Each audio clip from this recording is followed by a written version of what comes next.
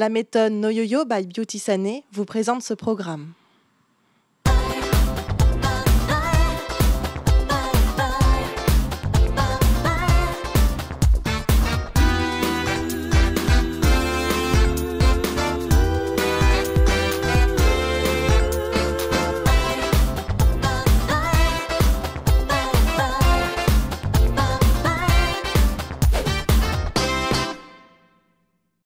Bonjour et bienvenue dans Dirigez-moi, la première émission où nos invités parlent sans complexe de poids, de régime et d'alimentation.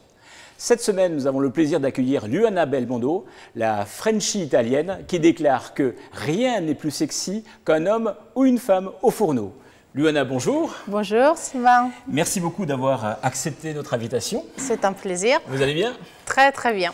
Est-ce que vous savez ce que c'est que la masse grasse? Non, mais j'en ai un.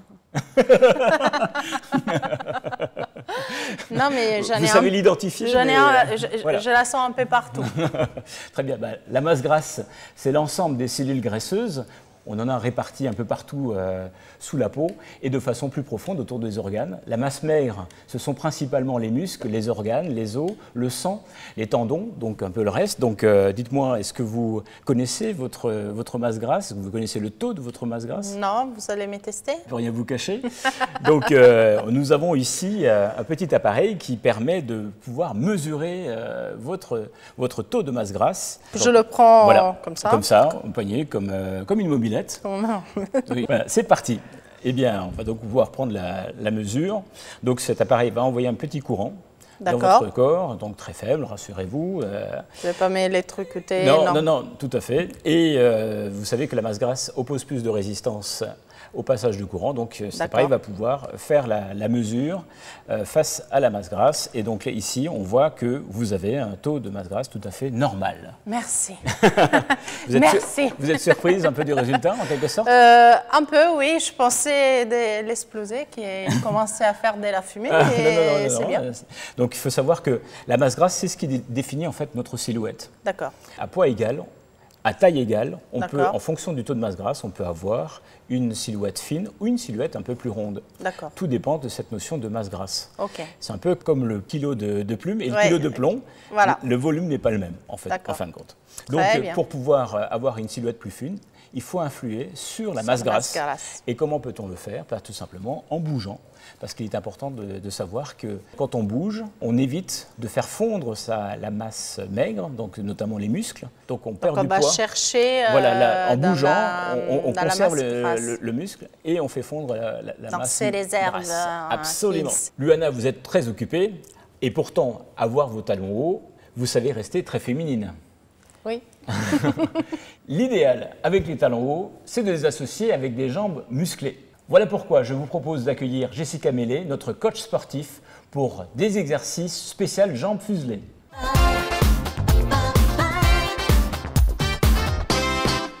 Bonjour, votre objectif c'est d'avoir les jambes toniques et pour ça en général on fait ce qu'il faut. On marche, on peut faire de la marche rapide, on peut monter les escaliers, on peut descendre du métro un petit peu plus tôt et pourtant c'est pas suffisant. Et notamment, on se plaint d'avoir un manque de tonicité à l'intérieur des cuisses, juste ici. Les adducteurs. Alors moi, je vous propose de les tonifier tout en douceur. Installez-vous sur le dos. Posez la tête au sol et installez vos mains sous les fesses, comme ceci. Vous avez les jambes pliées, tendues, comme vous êtes le plus à l'aise. L'exercice consiste à ouvrir puis à resserrer les jambes complètement. Vous ouvrez, vous resserrez. Alors bien sûr, plus vous tendez les jambes et plus la résistance sera forte. Plus les jambes sont pliées et plus ce sera facile. Surtout, veillez à ne pas creuser le dos. C'est pour ça que l'on met les mains sous les fesses. Vous avez une petite option ici, vous pouvez le faire plus rapidement. Ok? De cette façon-là, c'est plus efficace. Surtout, ne relâchez pas les jambes, sinon vous provoquerez un étirement un petit peu trop forcé. Donc contrôlez bien et surtout resserrez bien.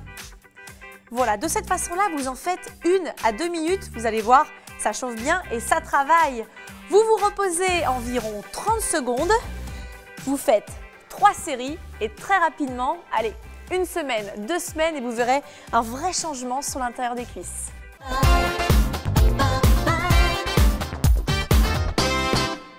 Un deuxième exercice pour renforcer ses cuisses, il s'agit de l'exercice du squat. Encore faut-il bien l'exécuter. Placez-vous les pieds écartés, largeur épaule. Vous allez tout simplement allonger vos bras vers l'avant et pousser les fesses vers l'arrière en essayant d'avoir le poids des fesses sur les talons.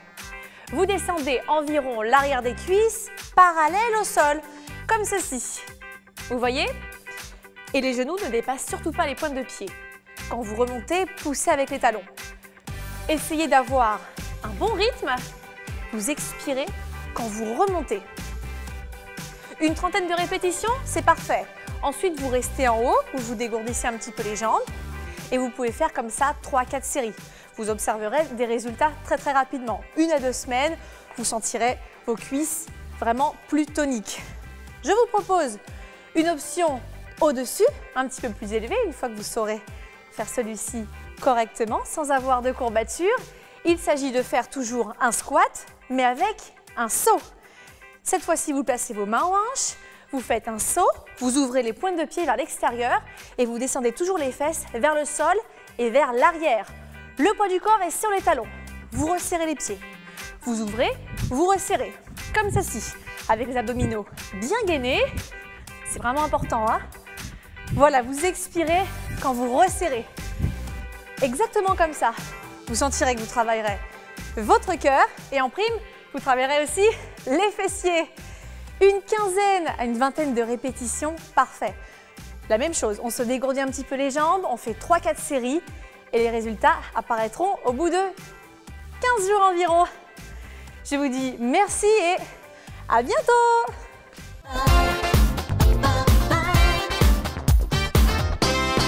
Nous allons parler de restauration ensemble. D'accord.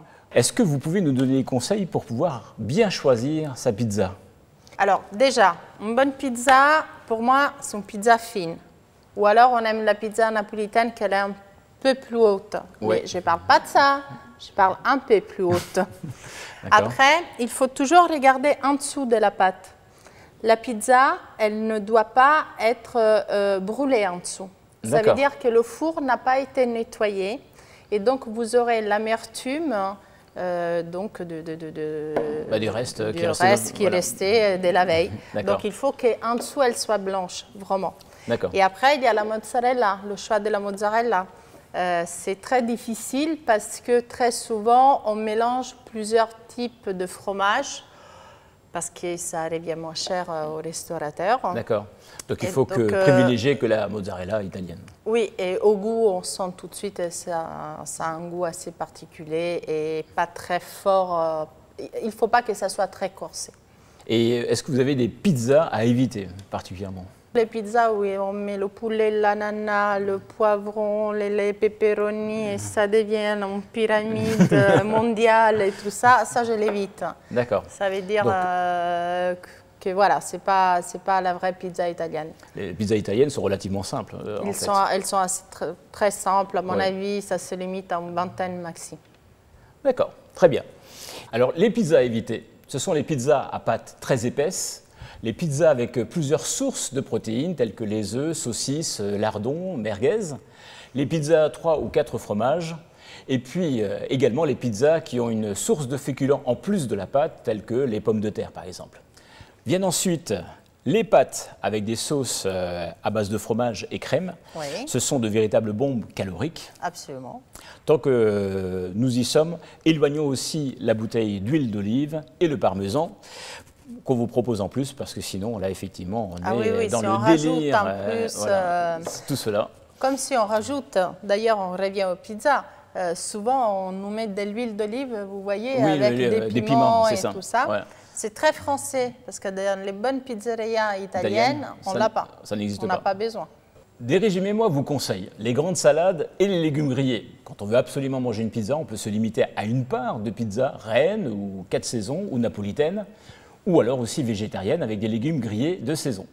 Pour les pâtes, privilégiez les pâtes à sauce tomate et basilic par rapport aux sauces à base de fromage. Pour les carpaccio, choisissez ceux au jus de citron ou au vinaigre balsamique. Eh bien, Luana, c'est déjà la fin de cette émission. Comme chaque jour, on termine avec le conseil bien-être. Oubliez définitivement l'ascenseur au bureau ou en rentrant chez vous. 5 fois par jour, un bon escalier, c'est un crédit de presque 100 kcal par jour et une réduction de cholestérol. Je vous rappelle que vous pouvez également nous rejoindre sur le site internet de Des régimes et moi. À la semaine prochaine.